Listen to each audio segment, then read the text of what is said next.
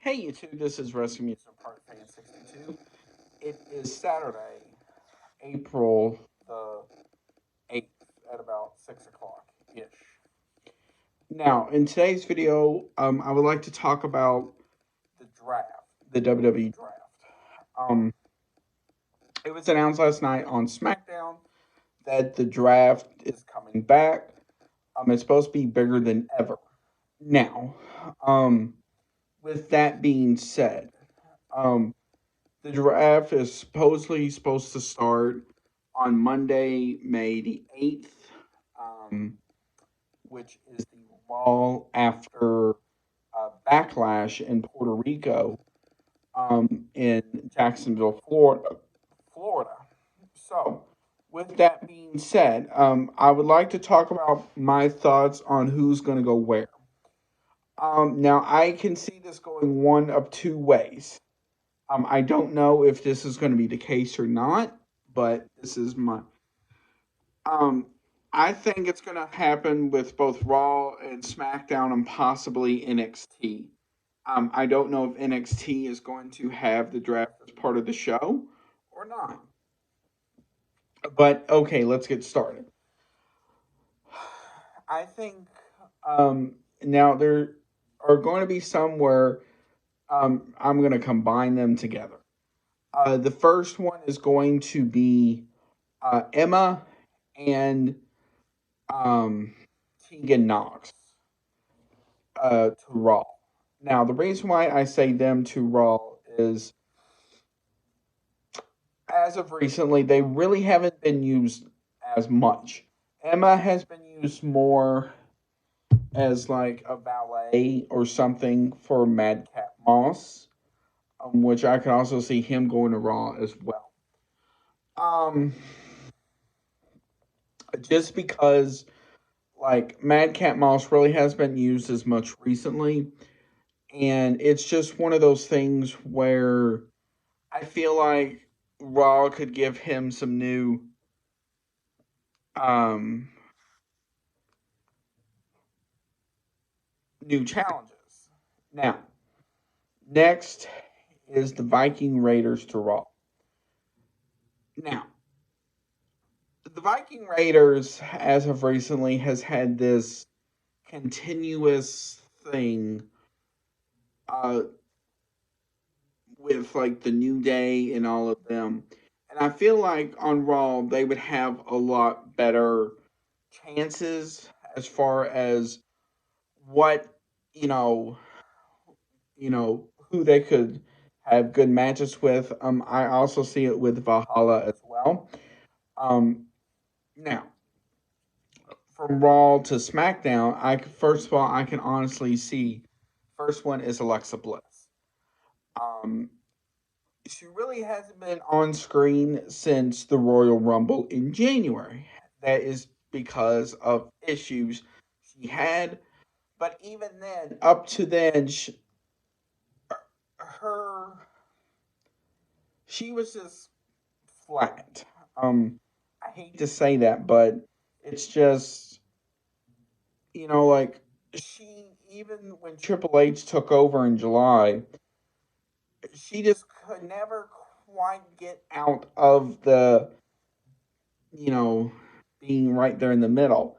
Now, she did start to get a little bit edgy, especially going into the Rumble season, um, with that whole basically, it was a feud between her versus Uncle Howie. Now, another person I could honestly see either going to Raw or getting mixed in is Bray Wyatt. Now, the thing about this is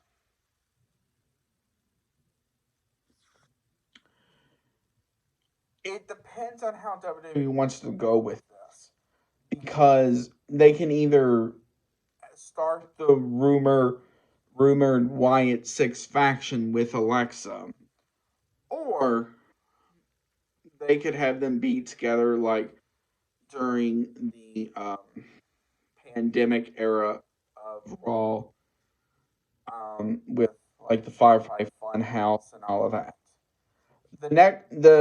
you can either make the arguably this as a tag team. Going to Raw is Liv Morgan and Raquel Gonzalez. Now, with Liv, the problem she has been having as of recent has been other than the fatal five-way match at WrestleMania and then her upcoming match on Raw for the women's tag titles has been mostly she has been on this losing streak. And, I feel like Raw would give her some fresh opportunities and stuff like that.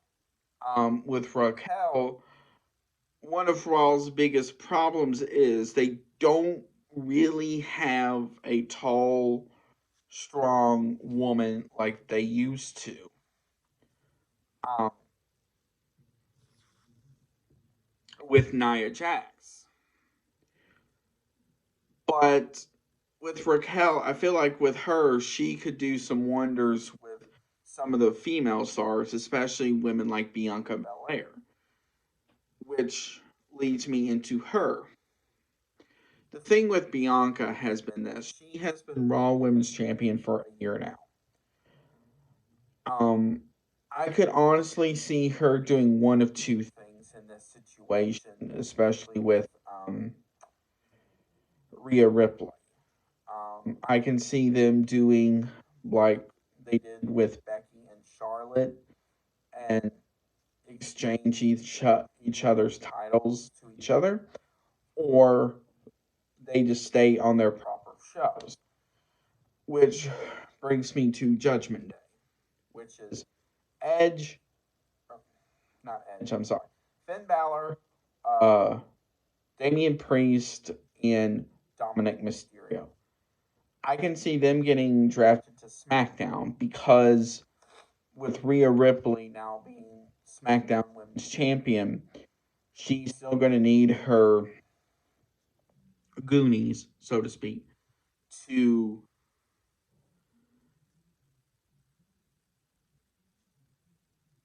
cover for her. Now I also in this I can honestly see some NXT call-ups as well, which could explain why we did not see any NXT call-ups for the Raw after WrestleMania or SmackDown after WrestleMania. Um,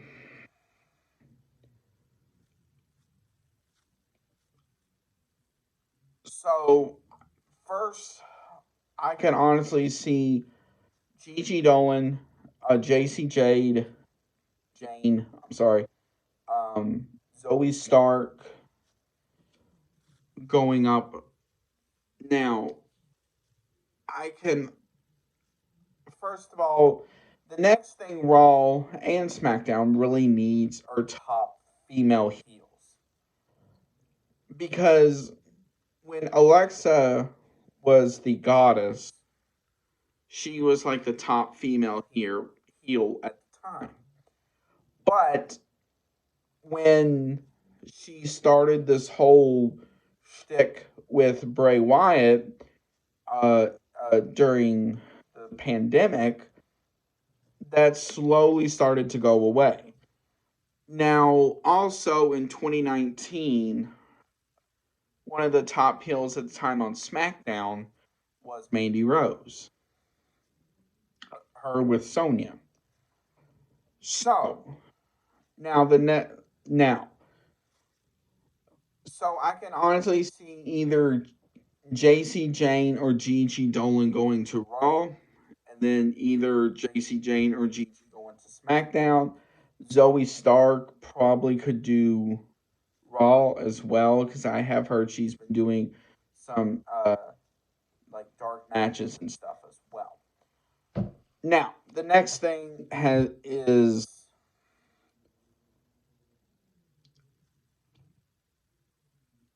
another key person in this scenario as well is Indy Hartwell.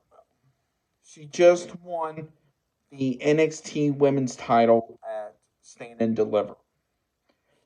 there is a NXT PLE the end of May, which I believe is the same weekend as the King and Queen of the Ring tournament in Saudi Arabia, as well as All In, or no, Double or Nothing for AEW. So, depending on two things, basically. If Indy gets drafted to either Raw or SmackDown, she will either have to do two things in this situation: either drop the title or go into the NXT PLE and then drop the title there. So either or. Now, the next thing is Candice LeRae and Johnny Gargano. With Candice, the main problem is she has a baby. She just had about 17 months ago. So I think that's probably the reason why we don't see her every week on our TVs. So my guess is going to be she could get drafted to SmackDown with Johnny, and she could just work a light schedule. Sort of. Now now that's hard to say. Um, Now next you have NXT's Braun Breaker. He was supposed to come up. He was supposed to debut on the Raw after WrestleMania, but due to comments from his father, I think it was at WrestleCon, they pushed that off. I think by the time the draft comes around, a lot of that has come and gone. So I think that would be a good time to debut him on Raw, because they don't really have somebody like Braun on the Raw roster, and I think somebody like him would be good. The next person is Braun Strowman. I could see him either staying on SmackDown or going to Raw. I do think possibly going to Raw would be a better move, just because of the fact he would probably have some better competition. Because on the SmackDown roster, there really isn't much of a competition other than somebody like Top Dollar of Hit Row, which I'll get to them, and maybe Otis with Alpha Academy. But besides them, and then Ivar with the Viking Raiders. But other than them, there really aren't many big men he can actually have a fight with, because most of them are like the size of somebody like Mustafa Ali, Chad Gable, and all them. And while they are talented men, the problem is they just can't really be at the level of Braun Strowman, who has insanely athletic ability. He runs like a freight train, and surprisingly, he can do top rope stuff. So that is the main problem. Now, speaking of Alpha Academy, I can see them, depending on who is going to do the whole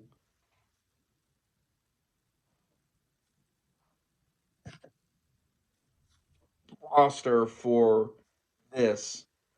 This can either happen one of two ways. They're going to split them, meaning Otis goes to SmackDown and Chad Gable goes to Raw, or vice versa.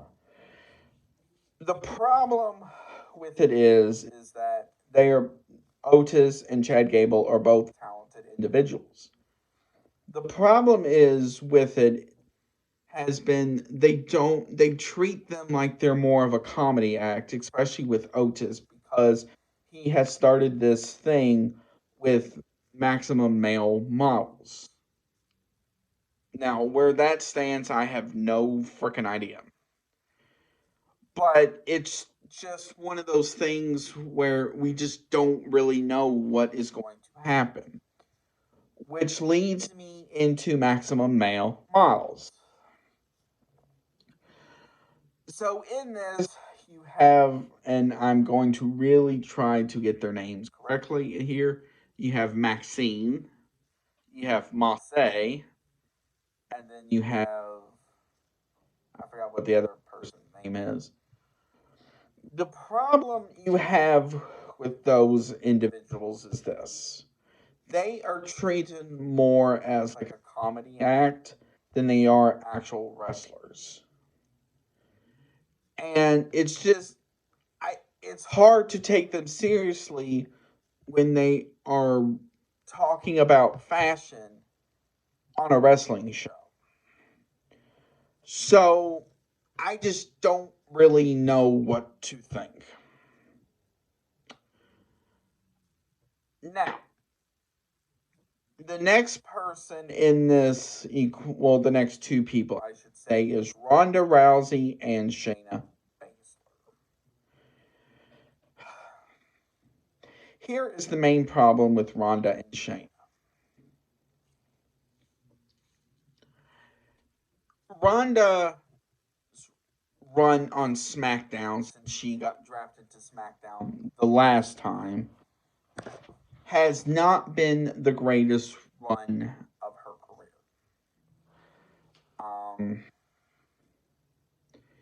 Plus, she basically was having this feud from Money in the Bank ish last year to SummerSlam for the SmackDown Women's title. Now you did have that finish on at SummerSlam last year. Now I can see both of them going to Raw to go after the tag titles, which the tag division for the women I will do a separate video on.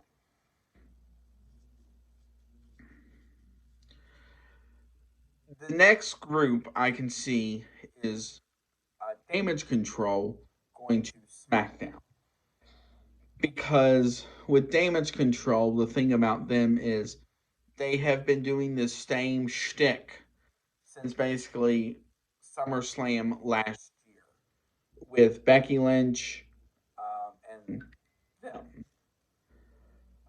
So this has lasted through Survivor Series. This lasted through the Royal Rumble, Raw 30.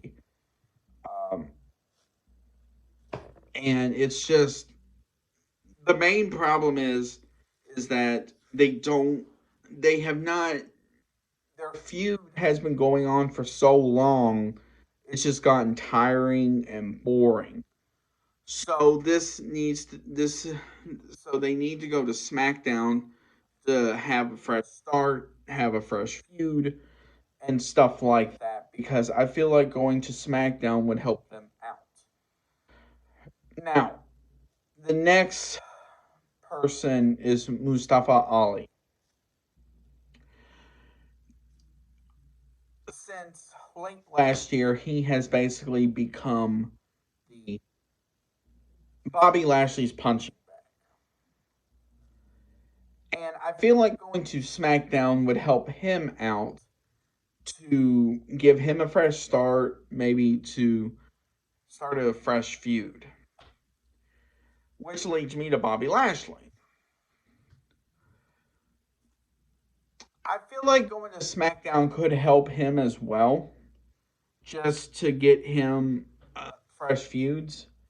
Because the main thing about it has been he he has been stuck in this limbo of beating the crap out of Mustafa Ali and the whole United States title thing. Next is now I'm putting them together: Seth Rollins and Becky Lynch. I feel like with them, SmackDown would be a fresh start for them, just so they can start fresh feuds again. Um, and there are so many others in this equation. But basically, now who can I see going back to NXT? Now, because switching brands doesn't automatically mean you're going to have a fresh future in this situation. Going back to developmental could help them. Look at Mandy Rose when she went in 2021. So, the first person there's not many I can see going back. But there's two people in the women's division I can honestly, maybe three, I can honestly see going back to NXT. That is Alexa Bliss, Liv Morgan, and Aaliyah. With Aaliyah, she's one of two possibilities, which I'll get to in a minute. Alexa has said one of the only things she has not done in her career is won the NXT Women's title. So I feel like going back to NXT and competing with the women in NXT could help her out in that. Same with Liv Morgan. Um, Now with Aaliyah, the thing with her has been she has been able to wrestle since October, but due to creative not really having anything for her, she's had nothing. So even being in the Rumble, so I feel like going to Raw could help her get a fresh start, start a new feud, or going back to NXT to help her out. Because the trouble has been with Aaliyah in particular. Even when she was in NXT the first time around, she never quite had the success you thought she would. Because with her, it was like a constant, will she be on TV? Will she not be on TV? And when she has been on TV every single time, she's had a new theme song. So with her, I feel like going back to NXT could help her out. Another person I could honestly see switching brands as well is Michin, Mia Yim to SmackDown to help her out. Now, as far as Chelsea Green and Sonya Deville is concerned, I can honestly see with them um, going to SmackDown as well, or Chelsea Green to SmackDown, Sonya to Raw, whichever, or both stay on Raw, whatever. But those are some predictions for the for the WWE draft.